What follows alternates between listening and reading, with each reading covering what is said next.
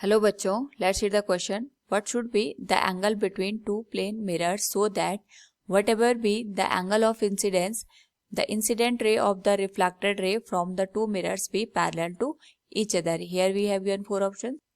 Now first of all we will discuss here the key concept, and here the key concept will be laws of reflection. तो यहाँ पे अगर हम बात करें रिफ्लेक्शन की, reflection is the bounce back of light in the same medium. दो law का हम यहाँ पे यूज करते हैं बेसिकली.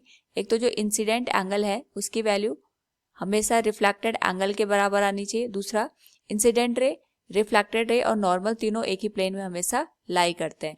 तो यहाँ पे अकॉर्डिंग टू द क्वेश्चन हमारे पास ये पूछा गया है कि दो प्लेन मिरर है, इनको हम किस एंगल पे यहाँ पे रखें ताकि जो हमारे पास एंगल ऑफ इंसिडेंस है उसकी वजह से जो यहाँ पे इंसिडेंट रे है वो हमेशा रिफ्लेक्टेड रे के पैरेलल बने. तो सपोज हमारे पास यहाँ पे हमने ये फर्स्ट मिरर ले लिया और यहाँ पे हमने इससे थीटा एंगल पे सेकंड मिरर को प्लेस किया है इस तरीके से. इनके बीच का जो एंगल है ये हम यहाँ पे थीटा के बराबर कंसिडर करते हैं कि इनके बीच का जो एंगल है वो थीटा के बराबर है. ये हमारे पास यहाँ पे इंसिडेंट लाइट रे आएगी, ये यहाँ से रिफ्लेक्ट होके दूसरे मिरर तक जाएगी and after the reflection from the second mirror ये इस तरीके से रिफ्लेक्ट हो जाएगी.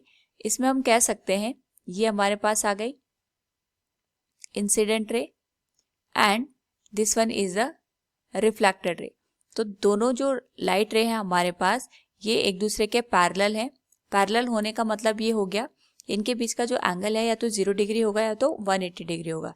नाउ यहाँ पे अगर हम नॉर्मल ड्रॉ करें दोनों इंसिडेंट रे और रिफ्लेक्टेड रे के लिए, तो यहाँ पे जो लाइट है इंसिडेंट रे यहाँ पे प्लेन के साथ स्ट्राइक कर रही है, तो इसका मतलब ये होगा यहाँ पे अगर हम नॉर्मल ड्रॉ करें it will be the normal for this surface और दिस मिरर.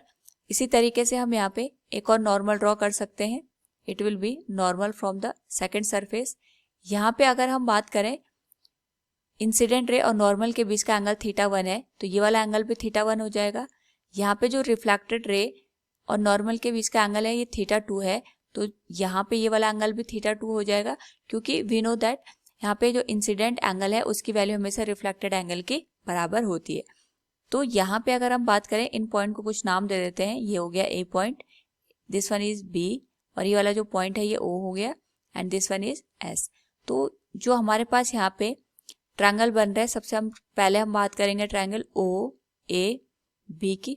इस ट्रायंगल में θ1 प्लस θ2, अगर हम एंगल ओ को x कंसिडर करें प्लस x, इन तीनों का सम करके 180 के बराबर आना चाहिए. साथ में ये तो हमारे पास बन गई इक्वेशन नंबर फर्स्ट. हम यहाँ पे एक और चीज ऑब्जर्व कर सकते हैं कि हमारे पास यहाँ पे जो θ1 एंगल बन रहा है इसके करस्पॉन्डिंग जो रिफ्लेक्टेड रे है इसका एंगल हमारे पास θ2 के बराबर है. तो क्योंकि दोनों रे हमारे पास पैरेलल है तो यहाँ पे जो एंगल बनेगा इन दोनों का जो सम होगा ये हमारे पास 180 डिग्री के बराबर होगा. तो यहाँ पे हम लिख सकते हैं since both rays are parallel to each other. तो यहाँ से क्योंकि दोनों रे पैरेलल हैं इस वजह से जो θ1 है प्लस θ1 प्लस θ2 प्लस θ2 इनका सम करके 180 के बराबर ही हमारे पास यहाँ पे निकल के आएगा. और यहाँ से हम सीधे लिख सकते हैं θ1 plus θ2 will be equal to 90 degree. It will number second. तो फर्स्ट और सेकेंड को अगर हम यहाँ पे यूज करें तो we can say from equation first and equation second हमारे पास यहाँ पे θ1 प्लस θ2 प्लस x की जो वैल्यू है ये 180 डिग्री के बराबर है एंड इन दोनों का जो सम है ये 90 के बराबर हमें देखने को मिल रहा है. तो यहाँ से जो x की वैल्यू होगी ये 90 डिग्री के बराबर होगी. तो यहाँ से हम कह सकते हैं हमारे पास जो x की वैल्यू निकल के आ गई ये 90 के बराबर आ गई. साथ में अगर हम यहाँ पे एक और क्वाड्रिलेटरल अज्यूम करें that is O A S B O में अगर हम बात करें in quadrilateral O A S B O में हमारे पास जो चारों एंगल बनेंगे, इन चारों एंगल का सम हमारे पास यहाँ पे 360 के बराबर होगा। So we can say angle x plus angle O A S plus angle theta plus angle O B S will be equal to 360।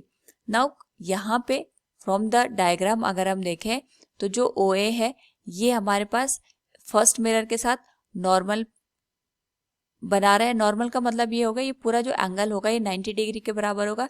इसी तरीके से ये वाला एंगल भी हमारे पास यहाँ पे 90 डिग्री के बराबर होगा, क्योंकि ये दोनों नॉर्मल है ऑन द सरफेस। सो हम यहाँ पे लिख सकते हैं एक्स की जो वैल्यू थी 90 डिग्री थी, ओ ए एस की वैल्यू ये भी 90 डिग्री हमें मिलेगी क्योंकि नॉर्मल है। ओ बी एस ये भी हमारे पास 90 डिग्री के बराबर मिलेगी। तो थीटा की वैल्यू अगर हम यहाँ से कैलकुलेट करें तो यहाँ से हो जाएगा 360 माइनस 270। थीटा की वैल्यू हमें मिलेगी 90 डिग्री के बराबर।